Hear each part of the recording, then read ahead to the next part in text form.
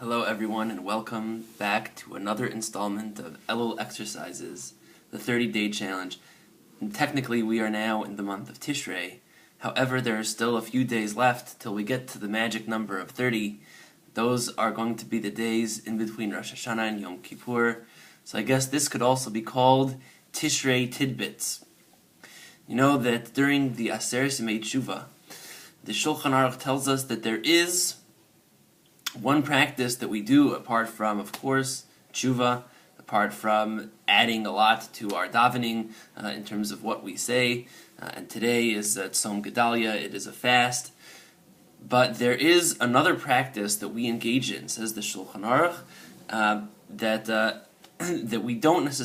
we're not necessarily careful for the rest of the year. And that is the practice of being careful only to eat bread that is called Pas Yisrael, bread that is baked by Jewish bakeries, or bread that is not baked in a commercial setting of bakeries owned by non-Jews, even if it's perfectly kosher, and that is perfectly fine the rest of the year, and we certainly do that.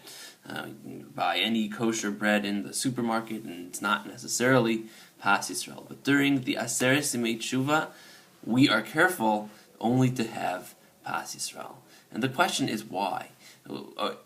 Is it to show that for a few days we're from all of a sudden? Are we trying to fool God? We're just going to go back to be eating the regular bread the rest of the year. Why is it that of all the different things that we could do, and of course there's plenty that we could do to improve ourselves, we have this custom, Pas Yisrael, this custom that we're careful about? I think the answer is that bread, in the language of Chazal, is viewed as a staple food.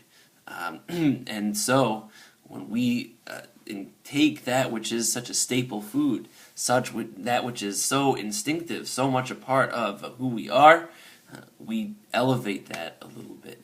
And we show that even when it comes to the most basic elements of our drive, that which we eat, there is a better version of us that exists. For 5-6 days, of course there's Rosh Hashanah, for all that period of time, we're a little bit more careful even about that. We give some thought to what it is that we're eating. We give some thought to what it is that is going into our mouths, as much as what comes out of our mouths.